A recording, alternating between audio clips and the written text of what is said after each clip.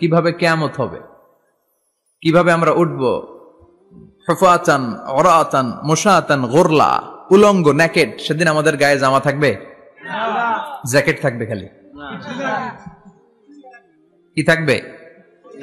কিছু থাকবে, জামা থাকবে না, পায়ে জুতা থাকবে না, পেটে খাবার থাকবে না, খালি থাকবে চিৎকার।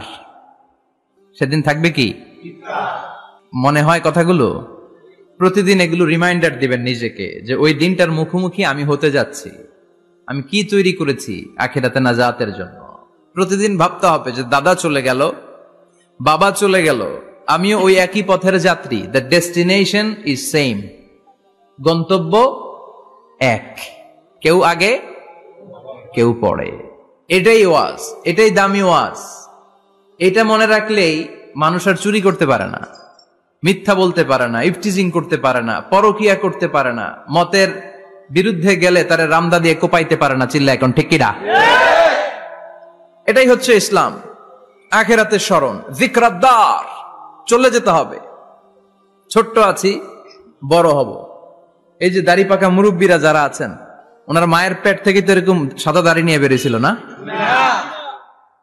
ছোট্ট বাচ্চা হয়ে এসেছিল, ওনারা ওয়া ওয়া করে কেঁদেছে। শৈশব, কৈশোর, যৌবন, প্রৌঢ়ত্ব, বার্ধক্য, বয়সের ভার, চুল আর দাড়ির শুভ্রতা। আগে ছিল সিঙ্গেল, হয়েছে ডবল, এরপরে হয়েছে মেয়ের বাপ, এরপরে শ্বশুর, এরপরে নানা। This is the circle of life. এটাই সার্কেল, রাউন্ড, এভাবে ঘুরে আবার চলে যেতে হবে। এই চিন্তাটা যদি মাথায় থাকে, ওই লোক টেন্ডারবাজি করতে পারে? চাঁদাবাজি, ইফটিজিং, মিথ্যা বলতে পারে? যৌতুক খেতে পারে? এজন্য সব সময় give yourself the reminder of আখিরাহ। আখিরাতের রিমাইন্ডার নিজেরাই নিজে দেন। অন্যায় হয়ে গেলে, ভুল হয়ে গেলে রিমাইন্ডার দেন যে থাকতে আসি নাই, চলে যাব। কেউ থাকতে পারে নাই, নবীরাও পারে নাই। যেই মালাকুল মাউত রুহু কবজ করে, ওই ফেরেশতা থাকতে পারছে? চলে গেছে। আমাদেরকে চলে যেতে হবে। আল্লাহ বুঝার তৌফিক দাও। কোরআন দিয়ে দেশ চলুক আমরা চাই না? কোরআন দিয়ে সমাজ চলুক আমরা চাই না? কোরআনের ভেতরে সব সমস্যার সমাধান দিয়েছে কে? আল্লাহ। সমাধান চাও যদি জীবনে মরণে, ফিরে যাও খুঁজে নাও, চোখ রাখো কোরআনে। পড়েন সবাই, সমাধান ফিরে যাও খুঁজে নাও, চোখ রাখো কোরআনে। If you want the solution this দুনিয়া এন্ড আখিরা, go back, have a look to the holy কোরআনে। ঠিক কি না? Go back, sit down and have a look to the Quran. বসো, ঠান্ডা মাথায় দেখো কোরআনে কি বলেছে আল্লাহ। প্রবলেম সলভিং মেথোডোলজি, সব সমস্যার সমাধান এই কোরআনে আছে না নাই? এই কোরআনের মজলিসে আজকে আসতে বসতে পেরে খুশি না বেজার? কম না বেশি? আসুন আমরা আল্লাহর দরবারে শুকরিয়া জানাই আর পড়ি আলহামদুলিল্লাহ। প্রাণটা খুলে পড়েন আলহামদুলিল্লাহ। আল্লাহর একটা ডাক দেন, বলেন ইয়া আল্লাহ। আরো জোরে পড়েন ইয়া আল্লাহ। আল্লাহ তুমি কবুল করো। আমরা সরাসরি এই বইটা থেকে এখন কথা শুনবো। এই দেখেন, পৃথিবীর কোন বইয়ে এত ময়লা থাকে না যত ময়লা থাকে কোরআনে। কারণ সমাধান দিবে তো, এজন্য ময়লা টয়লা নিয়ে সব সমাধান করে ফেলবে কোরআন। যত জায়গায় তাফসির করতে যাই, ধুলাবালি মিশে থাকে। Quran for not your bookshelf, Quran is for yourself. Quran আপনার বুক সেলফের জন্য না, কোরআন আপনার জন্য। আমরা বুক সেলফে রাখি, তাও নিচের থাকে না, উপরের থাকে, যাতে কেউ নাগাল না পায়। এরকম ডাকাইত আছে না নাই? কোরআনের সাথে অ্যাটাচমেন্ট বাড়াতে হবে। You have to increase your attachment with the holy Quran. এটা এনলাইটেন করতে এসেছে আপনার জীবনকে, আলোকিত আলোকিত। এই যে আমরা কোরআনের উপর আলোকপাত করি না, এটা এনলাইটেন করে, আলো বিচ্ছরিত করে, আপনার জীবনকে উজালা করবে।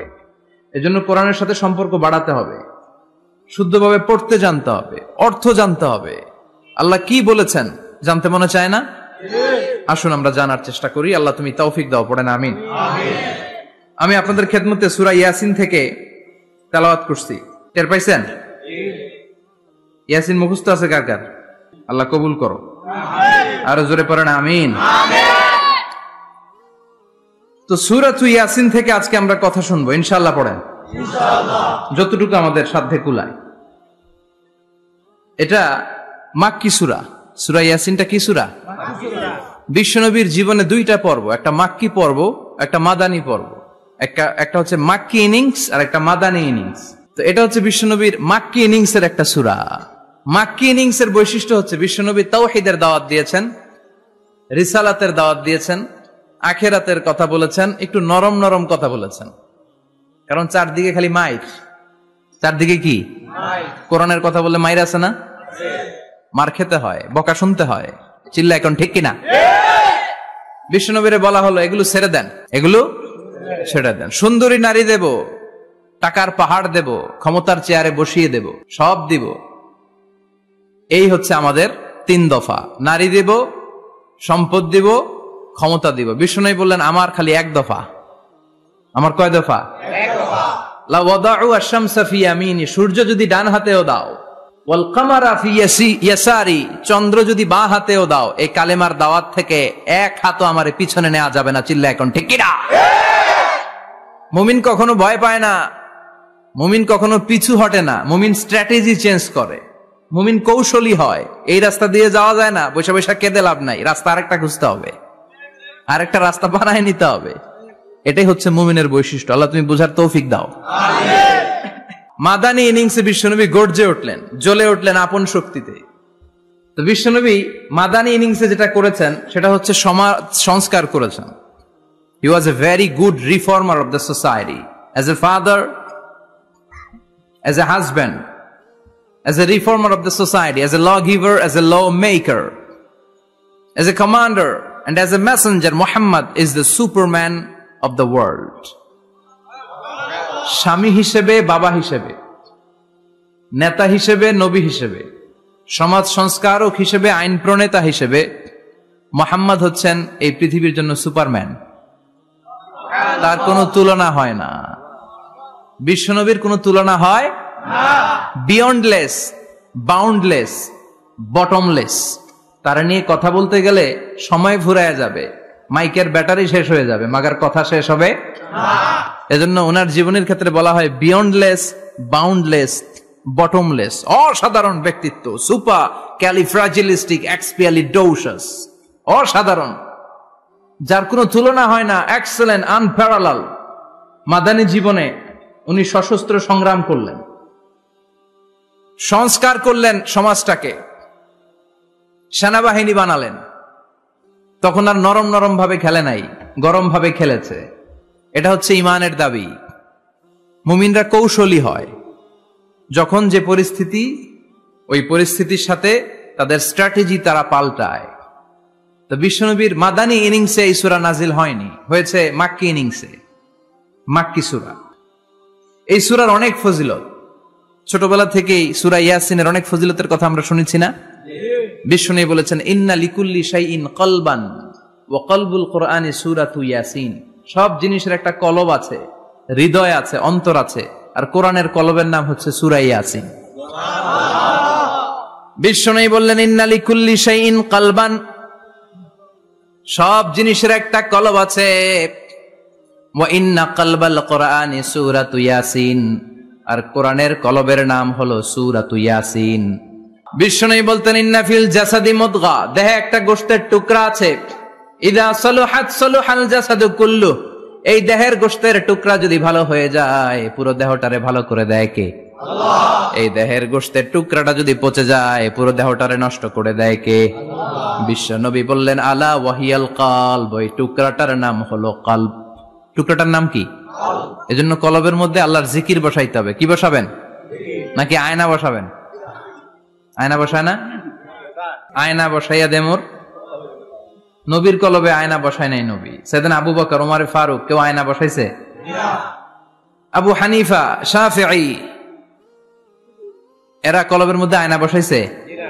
বসাইছে জিকির। চিল্লায় বলেন বসাইছে কি? এজন্য আল্লাহ বললেন আলা বিযিক্রিল্লাহি তাতমাইন্নুল কুলুব। দুনিয়ার কোন জিনিস দিয়ে কলব ঠান্ডা হয় না, দুনিয়ার কোন জিনিস দিয়ে কলব পরিচ্ছন্ন হয় না। কলব শুধু পরিচ্ছন্ন হয় একটা জিনিস দিয়ে, লা ইলাহা ইল্লাল্লাহ, লা ইলাহা ইল্লাল্লাহু মুহাম্মাদুর রাসূলুল্লাহ সাল্লাল্লাহু আলাইহি ওয়াসাল্লাম। তাহলে কোরআনের একটা কলব আছে, আমাদের দেহে যেমনি কলব আছে, প্রতিটা প্রাণীর যেমনি কলব আছে, অন্তর আছে, কোরআনেরও কলব আছে না নাই? কোরআনের কলবের নাম চিল্লায় বলেন, কোরআনের কলবের নাম।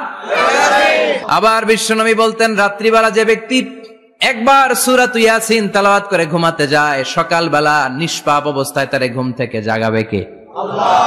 তাহলে এই সূরার মর্যাদা কম কম না বেশি বেশি? বেশি বেশি তেলাওয়াত করতে রাজি আছেন? সকাল সন্ধ্যা তেলাওয়াত করবেন তো? সূরা ইয়াসিন ছাড়াও এই সূরার অনেকগুলো নাম তাফসীর গ্রন্থে পাওয়া যায়। এই সূরার একটা নাম হচ্ছে সূরাতুল কাদিয়া, সূরাতুল তাকদি হাজাতা কারিইহা। যে এই সূরা তেলাওয়াত করে ওই তেলাওয়াতকারীর যে হাজত আছে, প্রয়োজন আছে, এই সূরার বরকতে আল্লাহ তার প্রয়োজন পূরণ করে দেয়। আমাদের জীবনে প্রয়োজন আছে না নাই? কার কাছে চাইবো? বিপদে পড়লে কারে বলবো? আমরা বিপদে পড়লে প্রথমে শেয়ার দেই ফেসবুকে। কোথায় শেয়ার? আগে শেয়ার দিব কার কাছে? মনে থাকবে? বিপদে পড়লে ফেসবুকে শেয়ার দিব না, বন্ধুরে শেয়ার করব না, বউয়ের কাছেও পরে শেয়ার করব, আগে শেয়ার করব কার কাছে? মনে থাকবে? এজন্য বিশ্বনবী বলতেন এই সূরার নাম সূরাতুল কাদিয়া, মানুষের হাজত পূরণ করে দেয়। এই সূরা তেলাওয়াত করে যদি আপনি আল্লাহর কাছে কোনো বিপদ থেকে পানা চান অথবা কোনো প্রয়োজন নিয়ে দোয়া করেন, সূরার বরকতে প্রয়োজনটা পূর্ণ করে দেয় কে? আল্লাহ। কেউ যেটা পারে না পারে কে? আল্লাহ। কেউ যেটা দেয় না দেয় কে? আল্লাহ। কেউ যেটা শোনে না শোনে কে? আল্লাহ। তাহলে পেলাম সূরাতুল কাদিয়া। আরেকটা নাম আছে সূরার, সেটা হচ্ছে সূরাতুল আযীমা, সুমহান সূরা। কি সূরা? সুমহান, আযীমা। এই আযীম আর আযীমা এই শব্দ দুইটা অনেক দামি, আল্লাহ যে কোনো জায়গায় ব্যবহার করেন নাই।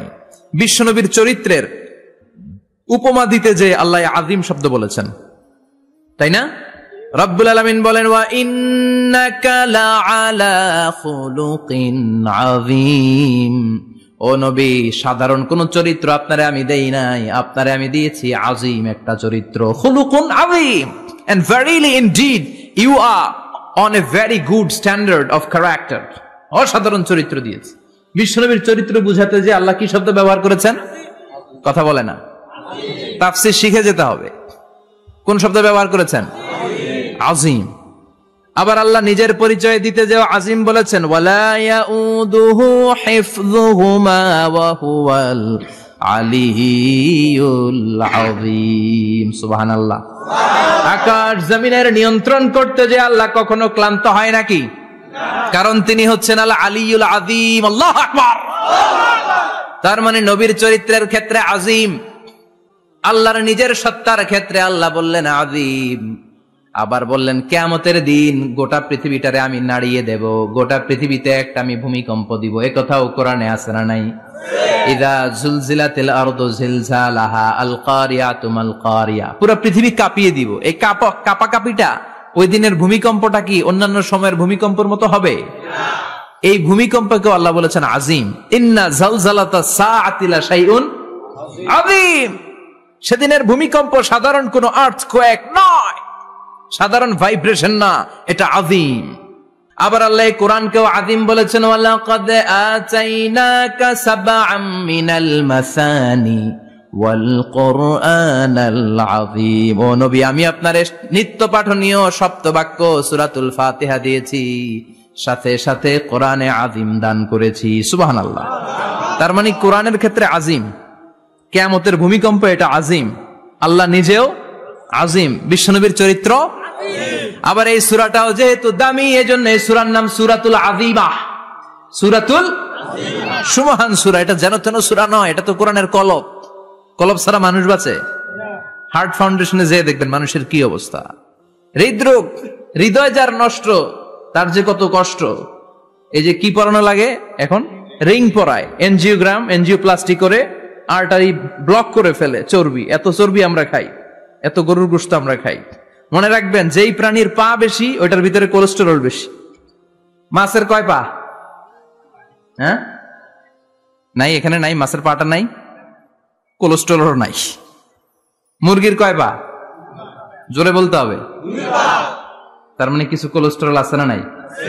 গরুর কয় পা? কোলেস্টেরল বেশি না কম? এইবার কোন চিংড়ির কয় পা? সবচেয়ে বেশি কোলেস্ট্রল কন্টেইন করে শ্রিম্প, প্রন, চিংড়ি। এজন্য এগুলো কম খাইতে হবে। তবে 40-এর আগে যারা আছেন ধুমায়া খান, 40-এর পরে এই যে মাটন, ল্যাম্প, ছাগলের গোশ, খাসির গোশ, চিংড়ি, এগুলো আপনার ডায়েট থেকে বাদ দিয়ে দিতে হবে। বুঝতে পেরেছেন? এজন্য এই সূরাটা যেন তেন সূরা নয়, এটা তো কোরআনের কলিজা, হার্ট, হৃদয়।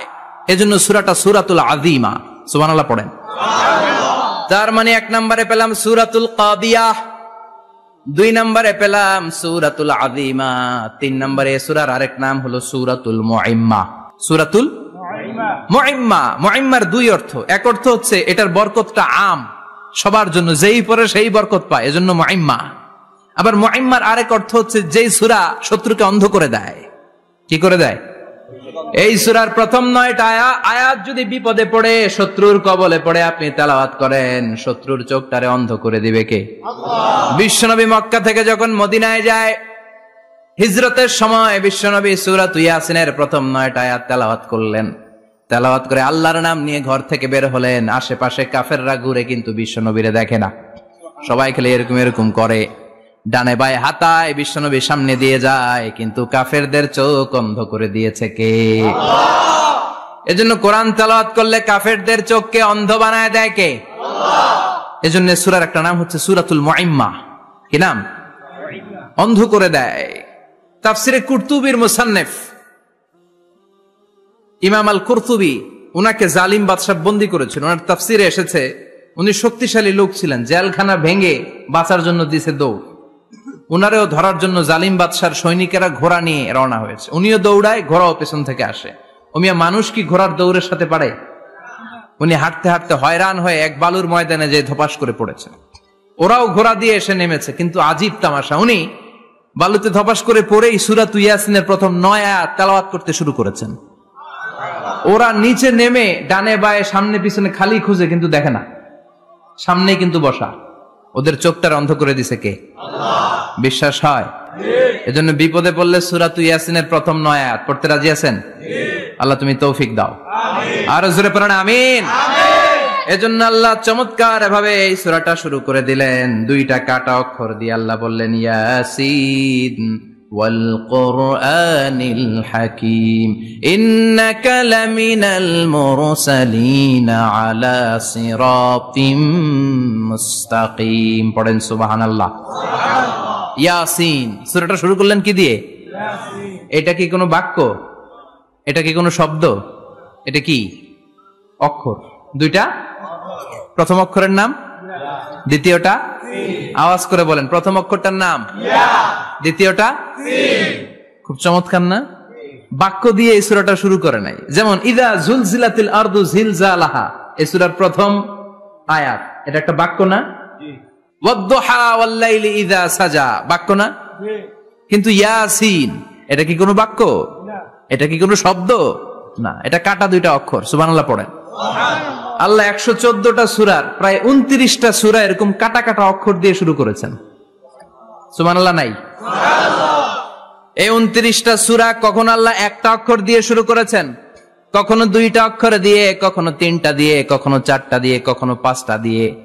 একটা অক্ষর দিয়ে আল্লাহ কোরআনের সূরা শুরু করেছেন। এরকম একটা সূরা বলেন, নুন ওয়াল কলামি ওয়া মা ইয়াসতুরুন। নুন, নুন দিয়ে সূরা শুরু হয়ে গেছে। তারপরে কফ, এক অক্ষর দিয়ে সূরা শুরু হয়ে গেছে। সুবহানাল্লাহ পড়েন। সুবহানাল্লাহ। এবার বলেন 2 অক্ষর দিয়ে সূরা শুরু হয়েছে এরকম সূরা বলেন। আমিন। এত দূরে যান কেন? এটা আছে না নাই? আছে। ইয়াসিন। সুবহানাল্লাহ পড়েন। ইয়াসিন 2 অক্ষর দিয়ে। তারপরে হামিম। এবার 3 অক্ষর দিয়ে আল্লাহ সূরা শুরু করছেন এরকম, আলিফ লাম মিম তাসিন মিম। আল্লাহু আকবার। আবার 4টা অক্ষর দিয়ে সূরা শুরু হয়েছে এরকম আছে না নাই? আবেশরাব কোন? আলিফ লাম মিম র, আলিফ লাম মিম সাদ, আছে না নাই? আবার 5টা কাটা অক্ষর দিয়ে সূরা শুরু হয়েছে এরকম সূরাও আছে না নাই? সূরা মারিয়ামের শুরুতে কি আছে? কাফ হা ইয়া আইন সাদ। সুবহানাল্লাহ পড়েন। এরকম প্রায় 29টা সূরা আল্লাহ কাটা কাটা অক্ষর দিয়ে শুরু করেছেন। কোন বাক্য দিয়ে নয়, কোন শব্দ দিয়ে নয়। কি দিয়ে?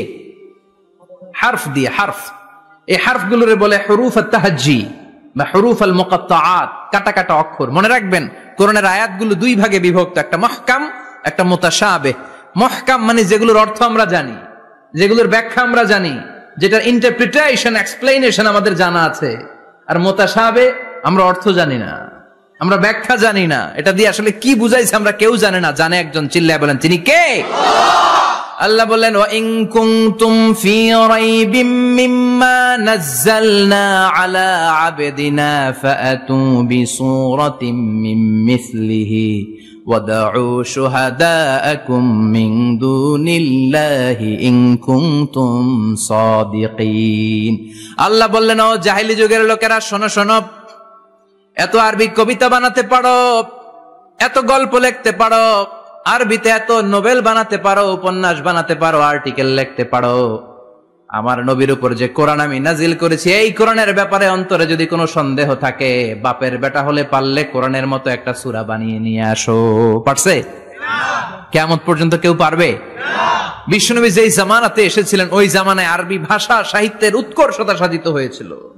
আরবি ভাষার এতটা উৎকর্ষ পৃথিবী কখনো দেখে নাই। কবিতা, গদ্য, পদ্য, গল্প, উপন্যাস, রচনা, প্রবন্ধ, আর্টিকেলের শয়লাভ। এই ভাষা সাহিত্যিকদের চোখে আঙ্গুল দিয়ে আল্লাহ বুঝাতে চাইলেন, এত অর্থ করতে পারো, এত ব্যাখ্যা জানো, এত বড় বড় বুলিয়া ওড়াও, এত কিছু তুমি জানো, তাহলে বলো ইয়াসিন অর্থ কি? সুবহানাল্লাহ কইবেন না? তাইলে বল নুন অর্থ কি? কফ মানে কি? আলিফ লাম রা মানে কি? ফাবুহিতাল্লাযী কাফার। কেউ জানে না, কেউ উত্তর দিতে পারে না। কোন সুবহানাল্লাহ। এটা কোরআনের মুআজিজা, এটার অর্থ কেউ জানে না। আর এগুলোর অর্থ নিয়ে খোঁচাখুচি করাও ঠিক না। তবে মুফাসসিরিনে ইকরাম এগুলোর কিছু অর্থ সম্ভাব্য বলার চেষ্টা করেছেন। যেমন ইয়াসিনের অর্থ ইবনে আব্বাস বলেছেন এর অর্থ হতে পারে ইয়া ইনসান, হে মানুষ। সুবহানাল্লাহ পড়েন। কেউ কেউ বলেছে এটার অর্থ হতে পারে ইয়া সাইয়্যিদ আল মুরসালিন। কেউ কেউ বলেছেন ইয়াসিন হতে পারে ইসমুল্লাহ, আল্লাহর নাম। কেউ বলেছেন এটা হতে পারে ইসমুন লিন নবী, বিশ্ব নবীর নাম। আবার কেউ কেউ বলেছেন ইয়াসিন হতে পারে এই কোরআনে কারিমের একটা নাম। কোন সুবহানাল্লাহ। এই সম্ভাব্য সব কথাগুলো বলে পৃথিবীর সব মুফাসসিররা বলতে বাধ্য হয়েছেন আল্লাহু আ'লামু বিমুরাদিহি বিহি। এটার দ্বারা আসল অর্থ যে কি এটা আমরা কেউ জানি না। জানে কে? আল্লাহ। চিৎকার করে বলতে হবে, জানে কে? আল্লাহ। তাহলে ইয়াসিন মানে আমরা জানি না। ইয়াসিনের অর্থ আমরা ছেড়ে দেব কার উপর? আল্লাহ। এরপর আল্লাহ বললেন ওয়াল কুরআনিল হাকীম, প্রজ্ঞাময়, বিজ্ঞানময় কোরআনের শপথ। ওয়াল কুরআনিল হাকীম, বিজ্ঞানময়, প্রজ্ঞাময় কোরআনের শপথ বা কসম। ওয়াল কুরআনিল হাকীম, যে ওয়া, এই ওয়াটারে আরবিতে বলে ওয়া আল কাসামিয়া। কি বলে? ওয়া আল কাসামিয়া। কসম কাটার জন্য আল্লাহ এই ওয়া ব্যবহার করেছেন। যত জায়গায় কোরআনে আল্লাহ কসম কেটেছেন ওই কসমের শব্দটার আগে ওয়া আছে না নাই? ও মিয়া, কোরআনে আল্লাহ সময়ের শপথ করেছেন, কসম কেটেছেন, যুগের কসম কেটেছেন। যুগের সময়ের আরবি হলো আল আসর। এই আসরের আগে ওয়া আছে না নাই? কি বলছে আল্লাহ? ওয়াল আসর, ওয়াল। আবার তিন ফলের কসম আল্লাহ কোরআনে কেটেছেন। কি বলেছেন? ওয়াত্তিন, মানে তিনের কসম। জাইতুনের কসম কেটেছেন, বলেছেন ওয়াজ্জাইতুন। তুর পাহাড়ের কসম কেটেছেন, বলেছেন ওয়াতুরে সিনিন। যত জায়গায় কসম তত জায়গায় ওয়াও আছে না নাই? পাহাড়ের নামে কসম কেটেছেন, আল্লাহ বলেছেন ওয়াতুর। সূর্যের নামে কসম কেটেছেন, আল্লাহ বলেছেন ওয়াশ-শামসি ওয়াদুহাহা। সুবহানাল্লাহ কইবেন না? সুবহানাল্লাহ। ফজরের নামে কসম কেটেছেন, কি বলেছেন? ওয়াল ফাজর। জিলহজ মাসের প্রথম 10 রাতের কসম কেটেছেন, কি বলেছেন? ওয়ালায়ালিন আশর। জোর আর বেজরের কসম কেটেছেন, আল্লাহ বলেছেন ওয়াশ-শাফঈ ওয়াল ওয়াতর। সূরা ইয়াসিনে কাটা কাটা দুইটা অক্ষরের পরে রব্বুল আলামিন কোরআনের কসম কেটেছেন। এজন্য আল্লাহ বলেছেন ইয়াসিন ওয়াল কুরআনিল হাকীম। ইয়াসিন ওয়াল কুরআনিল হাকীম, প্রজ্ঞাময়, বিজ্ঞানময় কোরআনের শপথ। কোরআনের মধ্যে বিজ্ঞান আছে না নাই? বেশি না কম? বিশ্বাস হয় না নাস্তিকদের কথা বিশ্বাস হয়? নাস্তিকরা বলে কোরআনের মধ্যে বিজ্ঞান নাই, কোরআনের মধ্যে সায়েন্স নাই, কোরআনের ভেতরে টেকনোলজি নাই। কিন্তু কোরআন বলে এমন কিছু নাই, মানুষের প্রয়োজনীয় এমন কিছু নাই যেটা আমার ভিতরে নাই। আল্লাহু আকবার। আল্লাহ বললেন মা ফররাতনা ফিল কিতাবি মিন শাই, কিতাবের মধ্যে আমি কিছু বাদ রেখে দেই নাই। ইতিহাসের কথা বলেছি, পাতালপুরীর কথা বলেছি, ঊর্ধ্ব জগতের কথা বলেছি, মহাকাশের কথা বলেছি, cosmology, astrology, geology, zoology, botany, human anatomy, embryology, সবকিছুর কথা কোরআনের মধ্যে দিয়েছে কে? আল্লাহ। কোরআনের ভেতরে মানুষের কথা আছে না নাই? আছে। কোরআনের মধ্যে গাভীর কথা আছে না নাই? গাভীর কথাও আছে। কই আছে? হ্যাঁ, সূরাতুল গাভীর সূরা, সুবহানাল্লাহ কইবেন না? মানুষের কথা আছে সূরাতুল ইনসান, জিনদের কথা আছে সূরাতুল জিন, মাকড়সার কথা আছে সূরাতুল আনকাবুত, মৌমাছির কথা আছে সূরাতুন নাহাল।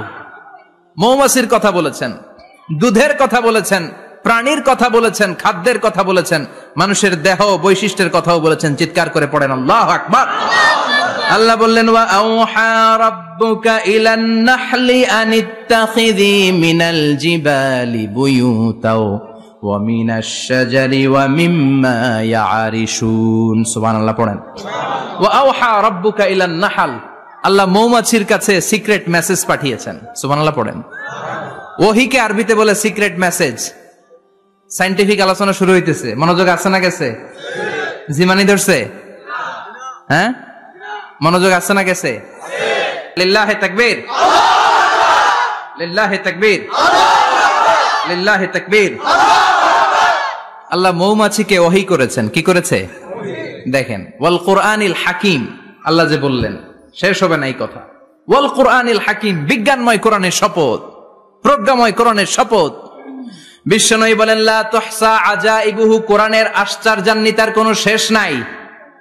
ওয়ালা তাবলা গারাইবুহু, কোরআন কোনদিন কারো কাছে পুরাতন মনে হয় না।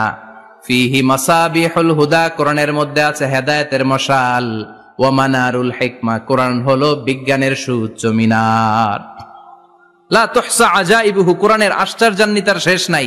যতই পড়বেন আপনি আশ্চর্য হয়ে যাবেন, যতই স্টাডি করবেন, যতই অধ্যয়ন করবেন, আপনার চোখকে খুলে দিবে কে? আল্লাহ। ওয়ালা তাবলা গারাইবুহু, কোরআন কখনো পুরাতন হয় না। পুরান হয় নাকি?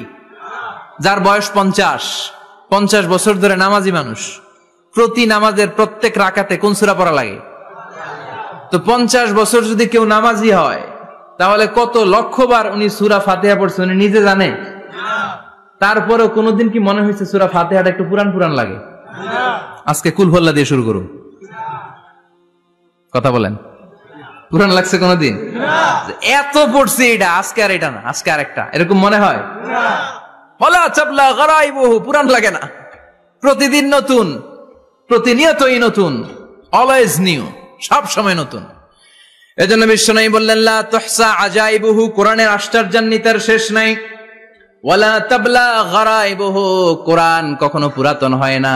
ফিহি মাসাবিহুল হুদা, কোরআনের মধ্যে আছে হেদায়েতের মশাল। ওয়া মানারুল হিকমা, কোরআন হলো বিজ্ঞানের সুউচ্চ মিনার। সুবহানাল্লাহ। আল্লাহ বললেন ওয়া আওহা রাব্বুকা ইলান নাহল, আমি মৌমাছির কাছে মেসেজ দিলাম, সিক্রেট মেসেজ। আনিত্তাখিযি মিনাল জিবালি বুয়ুতা, তোমরা পাহাড়ের মধ্যে তোমাদের বাড়ি বানাও, মৌচাক বানাও। ওমিনা সাজার, গাছের মগ ডালে, বড় বড় ডালে তোমরা বাসা বানাও। ওয়া মিম্মা ইয়ারিশুন, উঁচু উঁচু জায়গায় মৌচাক বানাও, যাতে করে গ্রামের ছোট্ট ছেলেরা ঢিল মারতে না পারে। কোন সুবহানাল্লাহ। মৌমাছির আল্লাহ শিখাই দিছে। নিচু জায়গায় কোনদিন মৌমাছির বাসা দেখবেন? নিচু জায়গায় সহজে নাগাল পাওয়া যায়, ধরা যায়। কথা কন, ডাল বেয়ে মগ ডালে ওঠা লাগে মধু খাইতে চাইলে। চিল্লায় বলেন ঠিক কিনা? আল্লাহ সিক্রেট মেসেজ দিলেন আর বললেন আনিত্তাখিযি। আলেম যারা আছেন বলেন তো, ইত্তাখিযি এটা কি মুজাক্কারের সিগা না মুয়ান্নাসের সিগা? কথা কইতে হবে। কেউ নাই এটার উত্তর দেওয়ার মতো? মুয়ান্নাস, মাশাআল্লাহ। এটা স্ত্রীবাচক শব্দ। আল্লাহ মৌমাছিকে যে মেসেজ করছে, পুরুষ মৌমাছিরে কয় নাই, এটা নারী মৌমাছিরে কইছে। চিল্লা এখন সুবহানাল্লাহ। এখন গবেষণা করে দেখা গিয়েছে, কার্ল ভন ফ্রিচ, একজন অস্ট্রিয়ান বিজ্ঞানী, উনি এটা নিয়ে গবেষণা করে 73 সালে 1973 তে নোবেল পেয়ে গেছে। এই আয়াতের উপর গবেষণা করে আল্লাহ কেমন করে সিক্রেট মেসেজ দিয়েছেন, কেমন করে মৌমাছি মৌচাকের বাসা বাঁধে, কেমন করে মধু আহরিত হয়, এটার উপর গবেষণা করে উনি একটা বই লিখেছেন, দ্য ডান্সিং বিজ, নেচে যাওয়া মৌমাছিগুলো। নাচতে নাচতে যেতে থাকা মৌমাছিগুলোর উপর একটা বই লিখে, দ্য ডান্সিং বিজ লিখে উনি নোবেল প্রাইজ পেয়েছেন এই মধুর উপরে। চিল্লায় পড়েন আল্লাহু আকবার।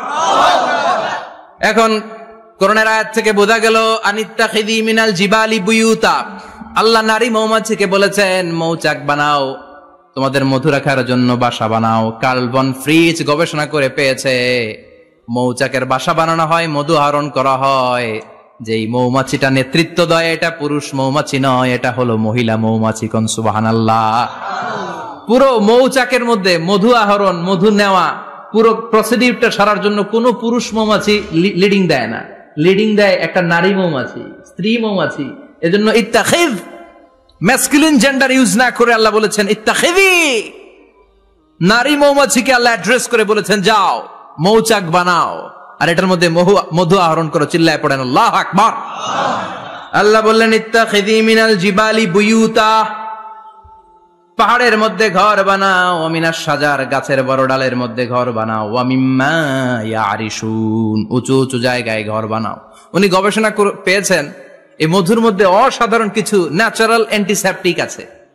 কি আছে? Natural antiseptic. এটার নাম হচ্ছে প্রপিলিস। প্রপিলিস নামে একটা লিকুইড পাওয়া যায় মৌচাকের মধ্যে। এটা কাটা জায়গায় লাগা দিলে স্যাভলন ডেটল কিছু লাগানো লাগবে না, ওই প্রপিলিসের কারণে আপনার কাটা জায়গা এমনি শুকায় যাবে। সুবহানাল্লাহ পড়েন। দ্বিতীয় বিশ্বযুদ্ধে রাশিয়ান যত সৈনিকরা যুদ্ধে আহত হতো ওরা আলাদা করে অ্যান্টিসেপটিক খাইতো না, ওরা মধু আইনা লাগাই দিত আর সুস্থ হয়ে যেত। সুবহানাল্লাহ পড়েন। নিউজিল্যান্ডের কিছু বিজ্ঞানীরা আবিষ্কার করেছে মৌমাছির হুলের ভিতরে রেমিটিক ফিভারের অ্যান্টিবায়োটিক আছে। অনেকের বাত জ্বর হয়, বাতের ব্যথা থাকে না, থাকে, মুরব্বীদের বেশি হয়। ওই জায়গার মধ্যে যদি আপনি মৌমাছি এনে ঢুকাই দিতে পারেন, মৌমাছির হুল লাগাই দিতে পারেন, ভালো হয়ে যাবে। মৌমাছি যখন হুল ফুটায় আরাম লাগে না অনেক? খাইছেন? কামড় খাইছেন? হ্যাঁ, মজা লাগে। তো নিউজিল্যান্ডের এই গবেষকরা এরা আবিষ্কার করেছে যে মৌমাছি যদি হুল ফুটিয়ে দেয়, ওইখানে বাতের ব্যথা থাকলে, বেদনা থাকলে এটা ভালো হয়ে যাবে। আমি নিজে দেখেছি, বিবিসি একটা ডকুমেন্টারি, ইজিপশিয়ান একজন ফিজিশিয়ান চিকিৎসক, উনি ওনার বাতের ব্যথায় আক্রান্ত যত রোগীরা আছে ওদের গায়ের মধ্যে মৌমাছি এনে এনে নিজে নিজে হুল ফুটায়। রোগী চিৎকার মারে, ও মাগো, ও আল্লাহ গো, কিন্তু একদিন পরে ব্যথা নাই, আর কয় ভালো হয়ে গেছি। সুবহানাল্লাহ কইবেন না? তো এজন্য এই কার্ল ভন ফ্রিজ 1973-তে দ্য ডান্সিং বিজ লেখে গোটা বিশ্বকে তাক লাগিয়ে দিয়েছে। তার গবেষণার প্রতিটি পয়েন্ট কোরআনের আয়াতের সাথে মিলে যায়। চিৎকার করে পড়েন আল্লাহু আকবার। এই যে আমরা মধু খাই, এই মৌচাকের ভেতরে অন এন অ্যাভারেজ অ্যারাউন্ড 60,000 মৌমাছি থাকে। তিন ভাগে, একটা হচ্ছে কুইন বি, একটা মেল বি, আর একটা হচ্ছে ওয়ার্কার বি। একটা থাকে রানী মৌমাছি, এর নেতৃত্বে সবাই চলে। আর একটা থাকে মেল বি, পুরুষ মৌমাছি, বংশ বাড়ানোর জন্য এদের কাজে লাগে। আর সব হচ্ছে ওয়ার্কার বি, সবাই কাজ করে। আল্লাহ বললেন সুম্মা খুলি মিন কুল্লি সামারাত ফাসলুকি সুবুলা রাব্বিকি যুলুলা। আল্লাহ সিক্রেট মেসেজ দিয়ে বললেন গাছের উপরে বাসাবাদ, পাহাড়ের উপরে মৌচাকের বাসাবাদ, উঁচু উঁচু জায়গায় তোমরা তোমাদের বাসা বাঁধো। সুম্মা কুলি মিন কুল্লি সামারাত, এরপর এলাকার যত মিষ্টি মিষ্টি ফুল আছে, ফল আছে, ওখান থেকে রস নিয়ে আসো। সুবহানাল্লাহ। পুষ্প রস সংগ্রহ করে মধুগুলো, এটার বলে sweet nectar. They collect the sweet nectar from the flowers. এবং মধুর মধ্যে এত চমৎকার জিনিস থাকার কারণ হচ্ছে মৌমাছিগুলো ওই এলাকার সব ধরনের ফুল, ভালো ভালো সুগন্ধযুক্ত ফুল ফল থেকে রস নিয়ে আসে। তো ওই গাছগুলোর মধ্যে বনাজি গাছ আছে না নাই? ঔষধি গাছ আছে না নাই? এজন্য মধুরে বলা হয় সব রোগের ঔষধ। যত বনাজি ঔষধি গাছের নির্যাস আর পুষ্প রস আছে সব আল্লাহ মধুর ভিতরে ঢুকায়া মধুকে আল্লাহ ন্যাচারাল ভ্যাকসিন বানিয়ে দিয়েছেন। চিল্লায়ে পড়েন আল্লাহু আকবার। আল্লাহ বললেন সুম্মা কুলি মিন কুল্লি সামারাত, সব ফল আর ফুল থেকেই নেকটার পুষ্পরস নিয়ে আসো। ফাসলুকি সুবুলা রাব্বিকি যুলুলা, যেমন যেমন গিয়েছিলা পথ চিনায় আবার ফিরে আসো। ইয়াখরুজু মিন বুতুনিহা শারাব, এরপর তাদের পেট থেকে বের হয় শারাব। মুখতালিফুন আলওয়ানু, এক একটা মধুর কালার হয়ে যায় এক এক রকম। কোন সুবহানাল্লাহ। সরষে ফুলের মধু একটু সাদা সাদা হয় না? আমি হচ্ছি মধু খাওয়ার পোক।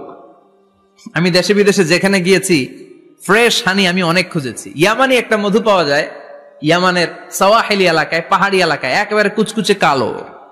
আবার অনেক মধু আছে কিছুটা খয়েরি এবং হলুদ বর্ণের। কিন্তু সরষে ফুলের যে মধুটা, এটা অনেকটা সাদা। এই পুষ্পরস নিয়ে মৌমাছিগুলো মৌচাকের মধ্যে ঢেলে দেয় না, এগুলো খেয়ে ফেলে। প্রত্যেকটা মৌমাছির পেটের ভেতরে আল্লাহ 2টা করে স্টোমাক দিয়েছে, পাকস্থলী। সুবহানাল্লাহ পড়ে।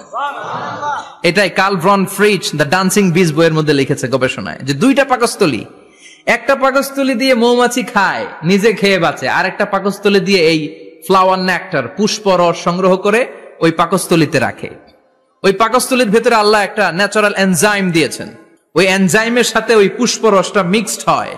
তারপরে আরেকটা টিউব আছে, ওই টিউব দিয়ে মৌমাছি যে সে বাসার মধ্যে মৌমাছি যে সেখানে সাপ্লাই করে দিয়ে আসে, মধু ঢুকিয়ে দিয়ে আসে। চিল্লায় পড়েন সুবহানাল্লাহ। তার মানে বিষয়টা এমন না ফুলের রস নিয়ে মৌচাকের দিয়ে আসলো, ফুলের রস সে নেয়, তার স্পেশাল একটা স্টোমাকের মধ্যে ঢুকায়, সেখানে এনজাইম দিয়ে, পাচক রস দিয়ে আল্লাহ এটাকে সমৃদ্ধ করে দেয়।